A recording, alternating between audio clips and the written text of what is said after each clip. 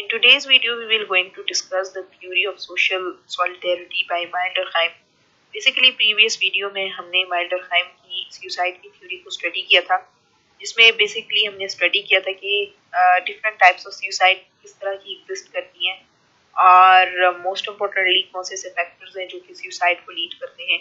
आज की वीडियो हमारा सोशल सॉलिडारिटी को कंटेन करेगा और बेसिकली सोशल सॉलिडारिटी एक लेवल ऑफ कोहेजन होता है या कनेक्टिविटी होती है जो कि सोसाइटी के मेंबर्स आपस में डेवलप करते हैं आउट ऑफ द डिजायर कि उन्होंने इकट्ठे रहना है। तो इसी बेस को देखते हुए इमाइल डर्कहाइम ने अपनी थ्योरी दी थी सोशल सॉलिडारिटी की और इसमें उन्होंने ये डिफाइन करने की कोशिश की थी कि किस तरह से सोसाइटी मेंटेन करती है कोहेजन और इंटीग्रेशन डिस्पाइट इंडिविजुअल डिफरेंसेस। हो सकते हैं इंडिविजुअल डिफरेंसेस बहुत सारे, लेकिन स्टिल इंडिविजुअल डिफरेंसेस के बावजूद भी सोसाइटीज कैसे आपस में लोगों को कनेक्टेड रखती हैं, कैसे वो इंटीग्रेट रहते हैं आपस में। तो इस थ्योरी का बेसिक मैंट्रा इसी चीज को डील करना है कि सोसाइटी के अंदर कोहेजन कैसे लाई जाती है और इंटीग्रेशन कैसे लाई जाती है। इस बेस पे जब उन्होंने सोशल सॉलिडारिटी की थ्योरी दी थी तो उसमें दो तरह की सॉलिडारिटीज का जिक्र किया था और इसी सॉलिडारिटी की टाइप्स को देख के उसने सोसाइटी की टाइप्स को भी डिफाइन किया था। ये याद रखें कि उन्होंने जब अपनी सोशल सॉलिडारिटी की थ्योरी दी थी तो उन्होंने सोसाइटी की टाइप्स को डिफाइन नहीं किया था, बल्कि असल में सॉलिडारिटी को बेस बनाया था सोसाइटी की टाइप्स की। यानी कि जो सोसाइटी है उनकी टाइप्स डिपेंड करती है दी टाइप्स ऑफ सॉलिडारिटी, किस तरह की सॉलिडारिटी वहाँ एग्जिस्ट करिए वो सोसाइटी के पूरे स्ट्रक्चर को डिटरमाइन करिए। सबसे पहली जो टाइप का जिक्र किया है वो है mechanical social solidarity. Mechanical social solidarity या मैकेनिकल सॉलिडारिटी बेसिकली एक ऐसी सॉलिडारिटी है जो कि ज्यादातर प्री इंडस्ट्रियल सोसाइटीज में एग्जिस्ट करती है और ट्रेडिशनल सोसाइटीज में एग्जिस्ट करती है। यानी कि वो सोसाइटीज जो कि इंडस्ट्रियलाइज नहीं होती और वो सोसाइटीज जो कि पिछले जमानों में एग्जिस्ट किया करती थी, उन सोसाइटीज के अंदर मैकेनिकल सॉलिडारिटी एग्जिस्ट करती है। अब आपका सवाल ये होगा, what is mechanical solidarity, why email Durkheim come up with such idea कि उसने मैकेनिकल ही क्यों नाम दिया, why he gave this solidarity mechanical, because he stated कि जिस तरह से मशीन होती है ना उसमें different type of similar parts exist करते हैं और ये सारे पार्ट्स जो है सिमिलर टाइप ऑफ एक्टिविटीज या फंक्शंस प्रोड्यूस करके पूरी मशीनरी को फंक्शनिंग बना रहे होते हैं। तो इसी तरह जो सोसाइटीज प्री इंडस्ट्रियल सोसाइटीज होती हैं, जो ट्रेडिशनल सोसाइटीज होती हैं, वहाँ लोग एक से होते हैं, उनके जो टास्क होते हैं, उनके फंक्शंस होते हैं वो एक से होते हैं, देयरफॉर वो एक दूसरे के साथ मिलकर पूरी सोसाइटी को फंक्शनिंग बना रहे होते हैं। तभी इन्होंने इसे मैकेनिकल सॉलिडारिटी का नाम। बेसिकली अगर देखें मैकेनिकल सॉलिडारिटी तो ये दो मेजर आइडियाज के ऊपर बेस्ड है, which is the similarity and collective conscious.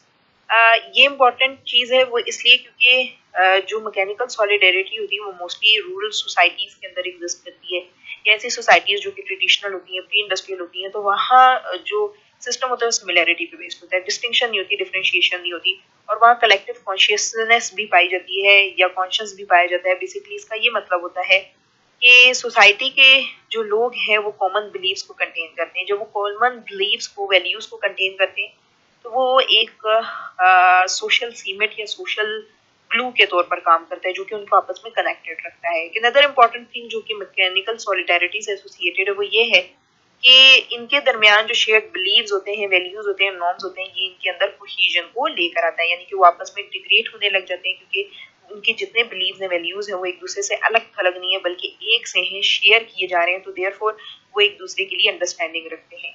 Another important thing जो कि यहाँ मेंशन की कि इंडिविजुअल जो है सिमिलर टास्क प्ले करते हैं, ये भी बहुत ज्यादा इंपॉर्टेंट है।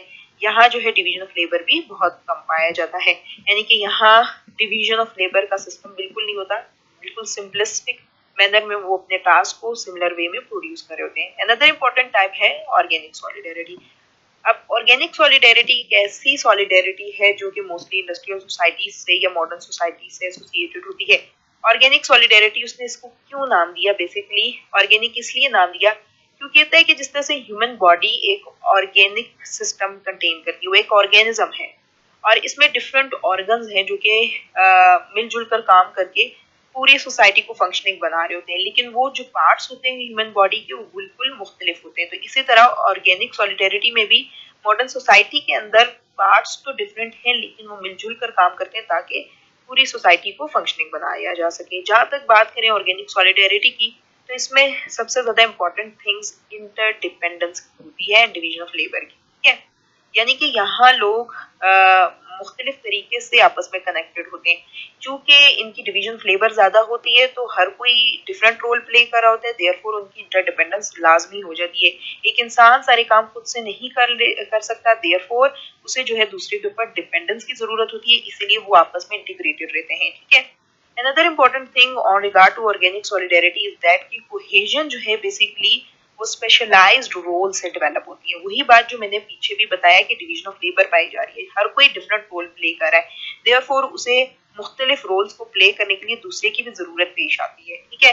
एक शहरी दुनिया में रहने वाला इंसान, उसे एक प्लम्बर की जरूरत होगी, उसे बार्बर की जरूरत होगी, उसे जो है जॉब को परफॉर्म करने के लिए डिफरेंट ऑर्गेनाइजेशंस की जरूरत होगी, उसे अपने घर को चलाने के लिए डिफरेंट लोगों की जरूरत होगी। तो इस लिहाज से वो आपस में इंटरडिपेंडेंट है, इसलिए वो कोहेजन का बायस बन रही है अकॉर्डिंग टू इमाइल डरखाइम, ठीक है।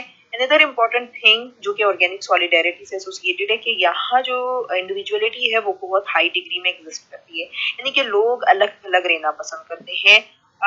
यहाँ उस तरह से कनेक्टिविटी पाई नहीं जा रही जो कि मैकेनिकल सॉलिडेरिटी में एग्जिस्ट कर रही थी, क्योंकि यहाँ सोशल कॉन्शियसनेस या सोशल कॉन्शियस का फैक्टर नहीं पाया जाता, देयरफॉर जो है यहाँ इंडिविजुअलिटी का फैक्टर बहुत कॉमन पाया जाता है। यहाँ कुछ डिस्टिंक्शन है हम लोगों ने की है जो कि बड़ी इजीली अंडरस्टैंड की जा सकती है। तो सबसे पहले आज है मैकेनिकल और ऑर्गेनिक सॉलिडेरिटी के दरमियान डिफरेंसेस।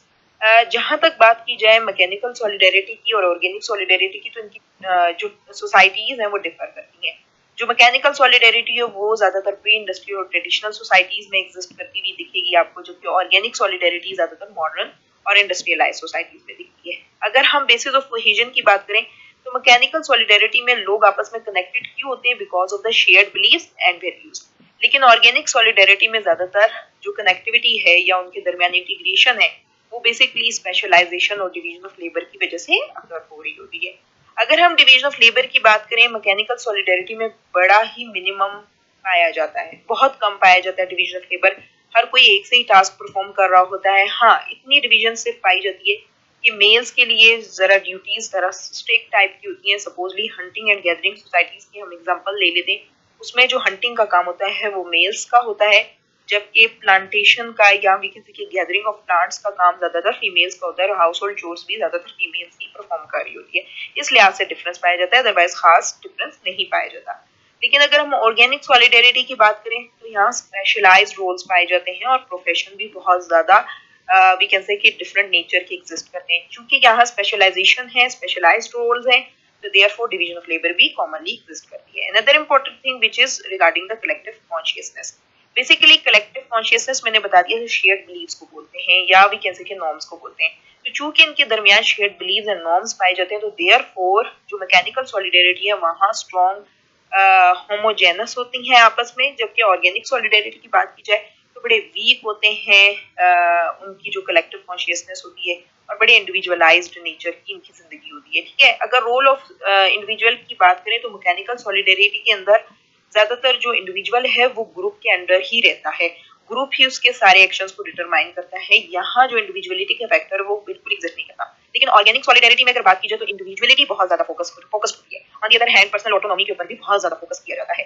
जहाँ तक सोशल रेगुलेशन की बात की जाए तो मैकेनिकल सॉलिडेरिटी के अंदर रेगुलेशंस को लाने के लिए ट्रेडिशनल नॉर्म्स ही काफी होते हैं, वहाँ इनफॉर्मली सारी चीजें मेंशन की जा रही होती है। लेकिन ऑर्गेनिक सॉलिडेरिटी के अंदर मोस्टली आपको सोशल रेगुलेशन के लिए नॉर्म्स काफी ही कंसीडर होंगे। बेसिकली यहाँ लॉज और कॉन्टेक्स्ट बहुत ज्यादा इंपॉर्टेंट होते हैं। नेचर ऑफ लॉ की बात की जाए तो मैकेनिकल सॉलिडेरिटी के अंदर रिप्रेसिव लॉज एग्जिस्ट करते हैं जो कि स्ट्रिक्ट पनिशमेंट देते हैं ताकि सोशल कॉन्शियसनेस को मजीद मजबूत बनाया जा सके। लेकिन ऑर्गेनिक सॉलिडेरिटी में रेस्टिट्यूटिव लॉज होते हैं, इसमें रेस्टिट्यूशंस के ऊपर फोकस किया जाता है, यानी कि किसी किस्म की मीडिएशंस दे दी जाती हैं या किसी किस्म की हम कह सकते हैं या वी कैन से कि कंपनसेशंस दे दी जाती हैं, यानी कि इसमें किसी किस्म की स्ट्रिक्ट पनिशमेंट नहीं दी जाती। बहरहाल जहाँ तक मैकेनिकल सॉलिडेरिटी की बात करें तो उसमें बहुत सारी एग्जांपल सोसाइटीज की नजर आएंगी, सच एज रूरल कम्युनिटीज और ट्राइबल सोसाइटीज। लेकिन ऑर्गेनिक सॉलिडेरिटी के अंदर ज्यादातर आपको अर्बन सेंटर्स और वी कैन से कि मॉडर्न इकोनॉमिक्स नजर आएगी। तो आज का हम लोगों ने फोकस जो स्टडी किया बेसिकली वो था इमाइल डरखाइम की जो थ्योरी है सोशल सॉलिडेरिटी की। आई होप आपको आज की वीडियो पसंद आई होगी। To not forget to subscribe.